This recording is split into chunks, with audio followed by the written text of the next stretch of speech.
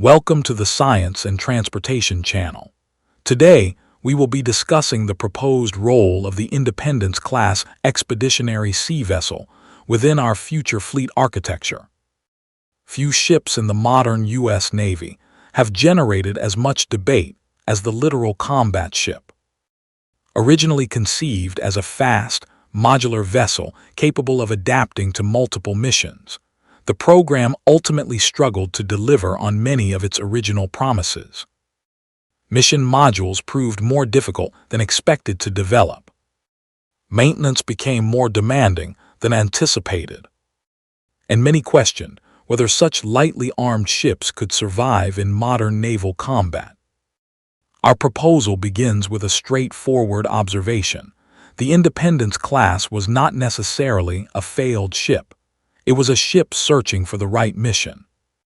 Many of the Navy's own decisions over the past several years point in the same direction. While the original vision of the littoral combat ship proved difficult to realize, the Independence-class still possesses several characteristics that make it uniquely valuable for a different set of missions. It has a shallow draft that allows operations in coastal waters inaccessible to larger warships. Its trimaran hull provides extraordinary internal volume and one of the largest flight decks of any ship of its size. Its mission bay offers ample space for specialized equipment, unmanned systems, maintenance facilities, and modular payloads. And its high speed allows it to respond quickly across large littoral operating areas. Rather than asking the ship to serve as a frontline surface combatant, our fleet employs it as a dedicated littoral operations vessel. Its combination of internal volume, aviation facilities, shallow draft, and modular mission space makes it particularly well suited for missions where specialized equipment matters more than missile capacity. For that reason, its primary mission becomes mine warfare. Modern naval operations depend upon the ability to keep sea lanes open for logistics ships, amphibious forces, and commercial traffic. Mine countermeasures are among the most time-consuming and dangerous missions performed by any navy. The Independence-class provides the space, endurance, and aviation facilities necessary to deploy unmanned surface vessels, unmanned underwater vehicles, airborne mine detection systems, and helicopter-based mine countermeasure equipment while keeping sailors farther from danger. Closely related to this mission is the operation of unmanned systems. As naval warfare increasingly incorporates autonomous surface and underwater vehicles, ships capable of launching, recovering, maintaining, fueling, and controlling those systems become increasingly valuable. The Independence-class serves as a dedicated mothership for these platforms.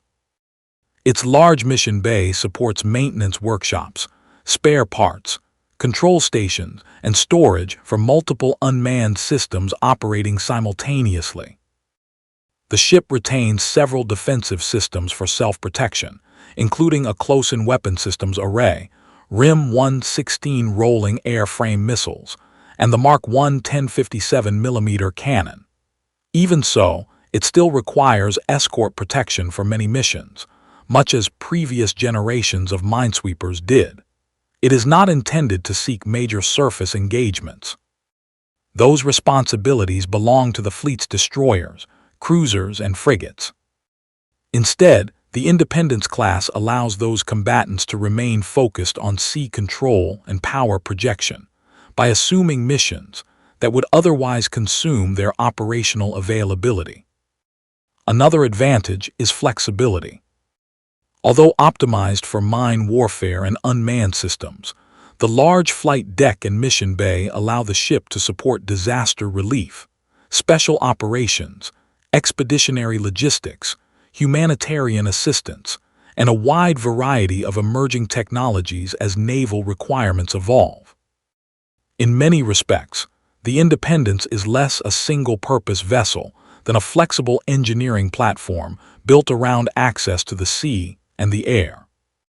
Perhaps the most important contribution of the Independence class is that it recognizes the criticality of several non-combat related mission types.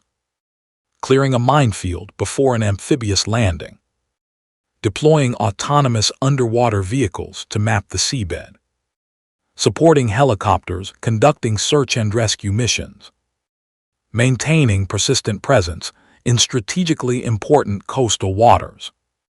These operations rarely receive the same attention as destroyers or aircraft carriers. Yet without them, fleets cannot maneuver safely, logistics cannot flow freely, and combat operations become significantly more difficult. Within this proposed fleet architecture, the Independence class occupies a unique position as a dedicated littoral operations ship, a platform optimized for mine warfare, unmanned systems, maritime security, and the many supporting missions that allow larger combatants to remain focused on their primary roles. By assigning those responsibilities to a ship specifically designed for them, the fleet gains both greater operational specialization and more effective use of its high-end combatants. Thank you for watching.